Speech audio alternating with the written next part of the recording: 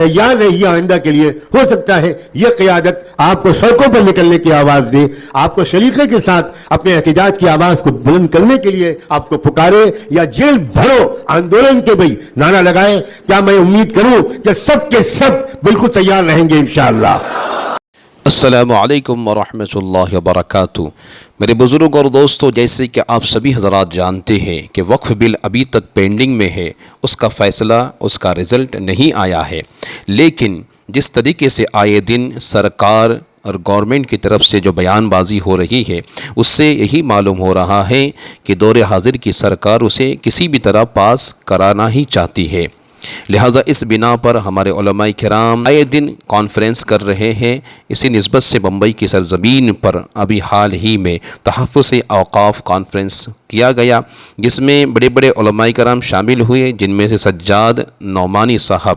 انہوں نے بہت ہی اہم اعلان کیا. انہوں نے یہ کہا کہ اگر وقف بل پاس ہو جاتا ہے تو مسلمانوں کو ہر ایک قربانی کے لیے تیار رہنا ہوگا. اگر انہیں سڑکوں پر آنے کے لیے کہا جائے تو مسلمان امن و سکون کے طریقے سے قانون کے قاعدے اور دائرے میں رہ کر سڑکوں پر آنے کے لیے تیار رہنا چاہیے. اور اگر جیل بھرو آندولن بھی کرنا پڑے, اگر اعلان ہو جائے تو اس کے لیے بھی تیار رہنا چاہیے. ایسے بہت ساری بڑی اور اہم باتیں انہوں نے بیان کی ہے. آئیے آپ سبھی حضرات سے گزارش کرتے ہیں کہ انہی کے زبان سے ان کے اس بیان کو سماعت کر لیں, غور سے سنیں, دوسروں تک ضرور شیئر کریں, ویڈیو کو لائک بھی کریں. اگر چینل پر نئے ہوں تو سبسکرائب ضرور کر دیں. ملک کا ایک طبقہ جس کے ہاتھ میں اب طاقت آ گئی ہے, وہ بہت عرصے سے اس بات کے لیے کوشاں ہے کہ اس ملک میں سے اسلامی وجود کو مٹا دیا جائے اور مسلمانوں سے ان کی اسلامیت کو چھین لیا جائے. یہ اصل بنیادی مسئلہ ہے. اسی کے لیے علی گڑھ مسلم یونیورسٹی کے مائنورٹی کریکٹر پر حملہ, اسی کے لیے اردو زبان سے محروم کرنے کی سازش, اسی کے لیے اوقاف پر حملہ, اسی کے لیے حجاب سے اور برقعے سے پردے سے دشمنی, اسی لیے طرح طرح کی فلمیں, اسی طرح نفرت انگیز قسم کی باتیں. تو قدر مشترک کیا ہے؟ قدر مشترک پر بہت زیادہ توجہ دینے کی ضرورت ہے, اور وہ یہ ہے کہ ہماری اسلامی آئیڈینٹی پر یہ حملہ پہ در پہ حملے ہو رہے ہیں. نبیوں کی تاریخ آپ اٹھا کر دیکھیے کہ جزوی مسائل پر نبیوں نے اپنی اور اپنی امتوں کی توجہ کو ضائع نہیں کیا, بلکہ جو بنیادی مسئلہ ہے اس پر حمل کیا. میں نے ابھی ایک آیت سورہ ابراہیم کی پڑھی, ایسی سینکڑوں آیتیں پیش کی جا سکتی. وقال الذين كفروا لرسلهم لنخرجنكم من ارضنا او لتعودن في ملتنا. ہر زمانے میں پیغمبروں کی قوموں نے اپنے پیغمبروں کو ایک دھمکی دی تھی کہ تم کو ہمارا دیش چھوڑنا پڑے گا, ہمارا دیش میں رہنے کی صرف ایک شکل ہے کہ تم ہمارے دھرم میں واپس آؤ. آپ سوچیے, واپسی, ایسا نہیں لگتا کہ یہ آیت آج اتری ہے. گھر واپسی کا نعرہ جہاں لگایا جا رہا ہے, اور اس سے اندازہ ہوتا ہے کہ قرآن کس قدر زندہ کتاب ہے. ایسا لگتا ہے کہ آج کے مسائل کے لیے فلاں فلاں فلاں فلاں آیتیں اتری ہیں. مسلم پرسنل بورڈ پہلے دن سے کیا چاہتا ہے؟ مسلم پرسنل بورڈ کے بانی حضرات کی, قائدین کی, اور آج تک ان کی قیادت کی یہ کوشش ہے کہ ہم اس لڑائی کو اپنی ایمان اور اسلامیت کے دفاع کی نیت سے اجتماعیت کے ساتھ, اطاعت اولو الامر کے ساتھ, ڈسپلن کے ساتھ, ہمت اور حوصلے کے ساتھ, اور اس کے ساتھ میں سمجھداری کے ساتھ, دانشمندی کے ساتھ اس لڑائی کو ایک تسلسل کے ساتھ لڑیں. یہ نہیں کہ ایک مسئلہ آئے اس کے لیے کچھ جلسے ہم کریں اور اس کے بعد جب دوسرا مسئلہ آ جائے تو اس پچھلے مسئلے کو بھول کر اس نئے مسئلے میں کھڑے ہو جائیں, یہ دیکھے بغیر کہ پچھلے مسئلے کا کیا ہوا.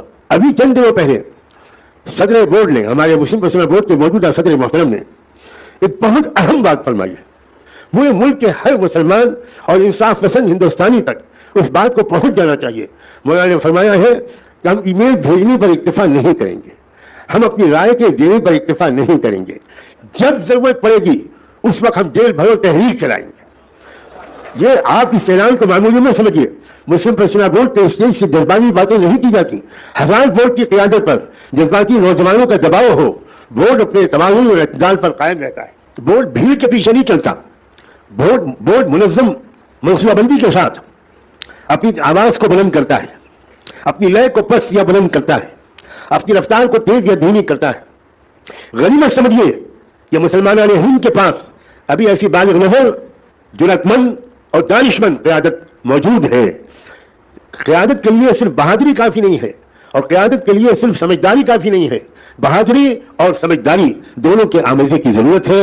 اور بلا مبالغہ پہلے دن سے آج تک इंडिया के मुसलमानों को ये खुशनसीबी उनकी रही है कि उन्हें मुस्लिम पर्सनल लॉ बोर्ड की शक्ल में ऐसी क़यादत नसीब रही है और इंशाअल्लाह आगे भी नसीब रहेगी जिसमें समझदारी भी होगी और बहादुरी भी होगी। इसलिए एक बात और कहना चाहता हूँ, कौम अगर तय कर ले, कौमी इरादे, कौमी फैसले, कौमी ताकत को समझिए, कौम अगर तय कर ले तो ताकतवर से ताकतवर हुकूमत, जालिम से जालिम हुकूमत किसी कीमत पर भी कौम को अपने उसूलों से मुनहरिफ नहीं कर सकती। इसकी एक मिसाल पेश करता हूँ। वो इलाके जो सोवियत यूनियन में आ गए थे वो ममालिक मुसलमानों के ममालिक थे ज़्यादातर, ताजिकिस्तान, कजाकिस्तान, दागिस्तान, अज़बकिस्तान, अज़रबाईजान, ये जो सेंट्रल एशिया के ममालिक हैं, ऐसा शदीद जबर और तशद्दुद वहाँ हुआ था कि उसका अभी हम और आप तसव्वुर भी नहीं कर सकते, सोच भी नहीं सकते।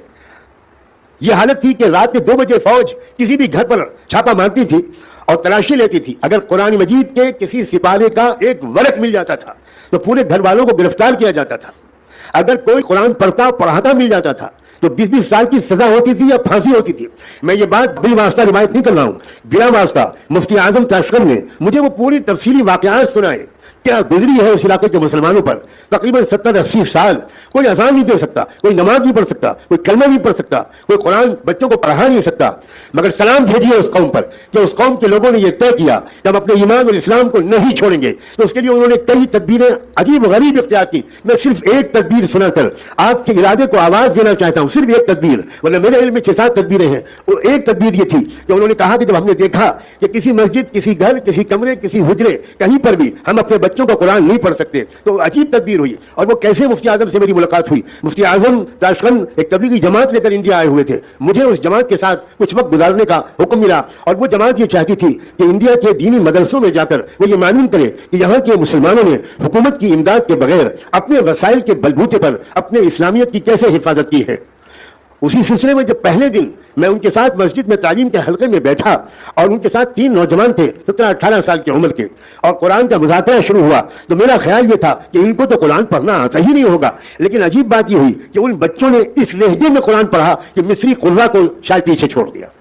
अब मेरे ज़हन में एक सवाल पैदा हुआ, ये बच्चे तो इस दौर के पैदावार हैं और आपके मुल्क के हालात वो हैं, इन बच्चों ने कुरान कैसे पढ़ा। उन्होंने कहा हमने ये तरीका इख्तियार किया कि हम एक मसनूई जनाजा लेकर निकलते थे जिसमें कोई मैयत नहीं होती थी, और साथ में 8, 10, 15 बच्चे लेकर निकलते थे, कब्रिस्तान जाते थे, कब्र खोदते थे और वो बच्चे कब्र में उतरते थे। उन बच्चों को कुरान पढ़ाने वाला एक उस्ताद शमा मोमबत्ती लेकर कब्र में उतरता था और वो 8-10 बच्चों को कब्र में छुपकर कुरान पढ़ाता था। और जैसे ही आहट होती थी कि कोई अजनबी आ रहा है, जल्दी से बाहर निकलकर ऐसी एक्टिंग करते थे जैसे अभी अभी हम किसी मैयत की तदफीन से फारिग हुए हैं, और वो ताज़ती कलिमात बोलता और वापस चला जाता। जब वो चला जाता तो हम दोबारा कब्र को साफ करते और दोबारा बच्चों को उसमें उतारते और वहां फिर आगे का सबक शुरू होता। इस तरह हमारी 70 साल की जो मेहनत करी है उसके नतीजे में उन्होंने कहा कि शेख सज्जाद, हम कह सकते हैं कि हमारे शायद हर गाँव में 10 से 20 तक हाफिज़ कुरान मौजूद है। यह है कौमी इरादा। मसला असल में क्या है, मुस्लिम पर्सनल बोर्ड का एक तरफ खिताब होता है हुकूमत से, एक तरफ खिताब होता है मुल्क के मुसलमानों से। इस वक्त यहाँ आप पर जहमत दी गई है आपको खिताब करने से। यहाँ बैठकर हुकूमत को ललकारने के लिए हमने आपको जहमत बिल्कुल नहीं दी है। आपसे हम कहना चाहते हैं, अपने गिरबानों में झांकिए, आपकी बच्चियां कितनी पर्दा करती हैं, आपकी बच्चियों ने अपनी इज्जत और इज्जत की हिफाजत की क्या तदबीरें की हैं, आपने अपने नौजवानों को इस्लाम और उर्दू जबान पढ़ाने का कितना एहतमाम किया है, आपके घर में शरीयत पर कितना अमल होता है, आप शरीयत पर आने वाले खतरात से कितने आगाह रहते हैं। बोर्ड एक तरफ हुकूमत से खिताब करता है, बोर्ड दूसरी तरफ मियां से खिताब करता है। बल्कि बोर्ड का रूह सुखन मैं साफ कहता हूं, जहां तक मैं समझाऊं, हुकूमत से होता है 40% और अपने भाइयों और बहनों और नौजवानों से होता है 60%।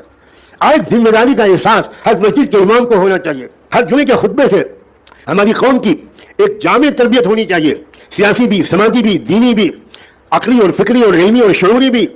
और अगर आप ज़्यादा से ज़्यादा जुड़े बोर्ड के कायदीन से, इन हजरात की तकरीरों को सुने, इन हजरात के मज़ामीन को सुने।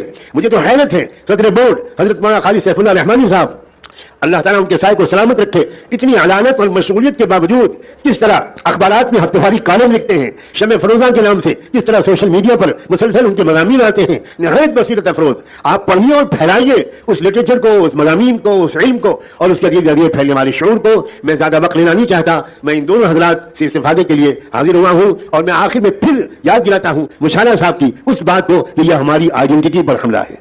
मैं वक्फ की कानूनी तशरीह और इस सिलसिले में कोई बात بات بھی کہنے کو میں نے ضروری نہیں سمجھا. اس سے پہلے بہت سے حضرات علماء بھی ماہرین قانون بھی اس پر بہت اچھی روشنی ڈال چکے ہیں. تیار رہیے آئندہ کے لیے. ہو سکتا ہے یہ قیادت آپ کو سڑکوں پر نکلنے کی آواز دے, آپ کو سلیقے کے ساتھ اپنے احتجاج کی آواز کو بلند کرنے کے لیے آپ کو پکارے, یا جیل بھرو آندولن کے بھی نعرہ لگائے. کیا میں امید کروں کہ سب کے سب بالکل تیار رہیں گے انشاءاللہ. جزاکم اللہ.